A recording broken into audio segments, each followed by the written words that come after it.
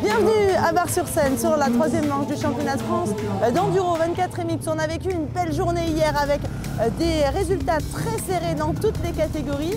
On va revivre ce qui va se passer aujourd'hui dans les catégories élite, E1, E2, E3, junior, les espoirs et les féminines. On commence avec les juniors E1. Comme hier, une belle bagarre dans cette catégorie. Enzo Marshall a longtemps été deuxième à la lutte pour la victoire, mais il cède sa place dans la dernière spéciale où il ne signe que le 5e temps. Le pilote Yamaha Bonneton de Roux est troisième pour une demi-seconde. C'est mieux qu'hier, Nathan Bérère est deuxième ce soir. Il a réalisé une belle journée dans l'ensemble puisqu'il s'impose sur 6 spéciales. Mais il a fait aussi de grosses erreurs qui ont coûté cher comme dans SP2 où il ne finit que 6e. Le pilote d'AFI reste toutefois toujours en course pour le titre et son plus gros adversaire n'est autre que celui qui s'impose encore ici ce soir. 4e victoire cette saison pour Antoine Cric. Et au vu de ses temps, le pilote Honda ORC n'a pas fait de grosses erreurs et il a surtout tenu la pression. Le plus difficile pour lui peut-être est d'assumer désormais son statut de favori pour être plus en confiance lors des prochaines courses. Il compte ce soir une petite dizaine de secondes d'avance sur le deuxième. En junior E2, Thibaut Passé retrouve le podium après sa deuxième place à Saint-Palais lors de l'ouverture du championnat fin mars dernier. Le pilote de la Sherco Academy a vraiment fait une journée en 2 temps. Une entame délicate, mais à partir de la mi-course, il a réalisé des chronos qui lui ont permis de jouer devant. Malheureusement, le retard pris en matinée était trop grand pour faire mieux que 3e. « 7 secondes de mieux pour son coéquipier de la Sherco Academy, Léo Lequéré. 2 fois deuxième ce week-end pour le Breton qui se fait plus discret cette saison. L'ex-vice-champion du monde Youth Cup a remporté 3 spéciales et boucle la journée à 23 secondes de la gagne.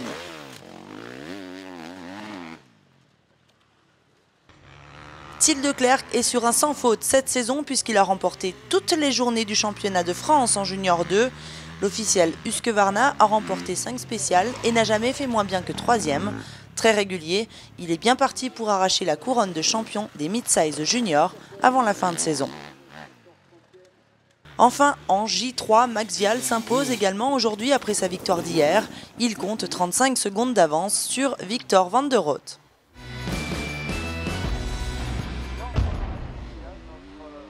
On passe aux élites avec les petites cylindrées du Elite E1 et la 3e position comme hier de Julien Gauthier. 47 secondes de retard sur le vainqueur et une place qui est finalement la sienne au regard des chronos puisque le pilote Yamaha Bonneton de Roux a réalisé le 3e temps sur cette spéciale.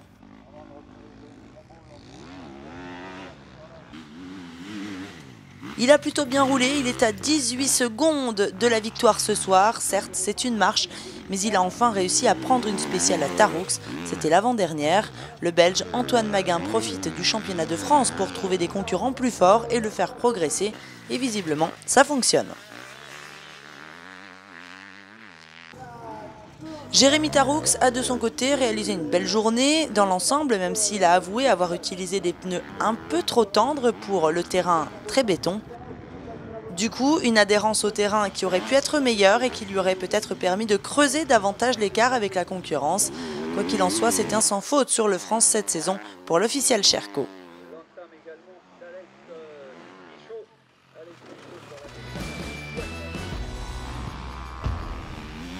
En E2, de nouveau, une belle bagarre entre Blanjou et Espinasse. Et sur cette deuxième journée, ils ont échangé leur position d'hier avec la 3e place pour le pilote KTM. Pourtant, il est parti devant dans le premier tour, mais il n'a pas réussi à contenir son concurrent sur la durée de la course. Il est satisfait de son rythme pour les échéances internationales qui arrivent. Vous l'avez compris, cette fois, Théophile Espinas est deuxième ce soir. Même s'il n'a pas très bien débuté la journée avec le 5e temps seulement sur SP1, le fougueux personnage s'est bien repris en réalisant une excellente 3e spéciale sur laquelle il s'est montré le plus rapide. Durant le reste de la course, il a enfoncé le clou vis-à-vis de Blanjou qui n'a rien pu faire pour se défendre. Il compte 11 secondes d'avance sur le 3e, mais 45 de retard sur le vainqueur. Car aujourd'hui, Loïc Larieux a vraiment mis du gaz. Le pilote TMX Centric a profité du terrain défoncé pour faire la différence sur les autres. Il ne laisse filer qu'une spéciale dans la journée et a pris plus de plaisir qu'hier. Larieux s'envolera mardi pour la Grèce où il disputera la 4e manche du championnat du monde sur lequel il occupe actuellement le 4e rang en catégorie E2 malgré 2 journées blanches.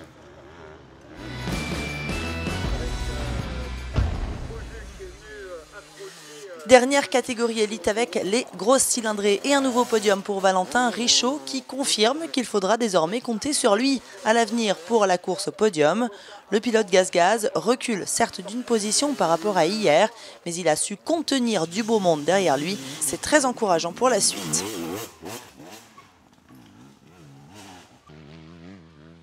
Il revient sur le podium après sa 5e place seulement d'hier. David Abgral n'était pas forcément dans le coup en début de matinée avec le 6e temps sur SP1, le 4e sur SP2, mais il s'est très bien repris puisqu'il a remporté ensuite 2 spéciales et termine 2e à 5 reprises. Le pilote bêta est ce soir à quelques 31 secondes de Nambotin.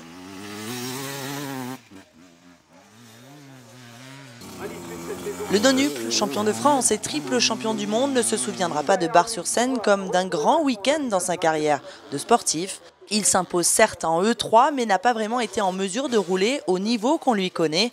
Toujours est-il qu'il repart de la Champagne avec une 6e victoire consécutive en championnat de France et assoit un peu plus son avance au championnat. Chez les espoirs, 125, 3e position pour celui qui était 2e hier, Evan Raffard. Le pilote du MCL termine à 15 secondes de la victoire. Guillaume Heurtier était au pied du podium hier, il est ce soir 2e. Enfin, c'est Pierrick Mermier qui remporte la journée avec 14 secondes d'avance et réalise le doublé ici à Bar-sur-Seine.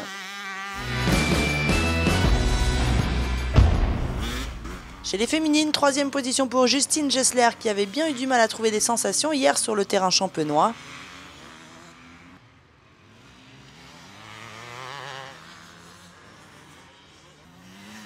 Élodie Chaplot est 2e à 1 petite minute de la gagne. Justine Martel retrouve la plus haute marche du podium après sa 2e place d'hier derrière Juliette Bérez. La pilote Elite Moto conforte son avance au classement provisoire. Au championnat constructeur, c'est ce soir le bleu de Cherco qui s'impose grâce aux performances de Théo Espinas et Léo Lequéré.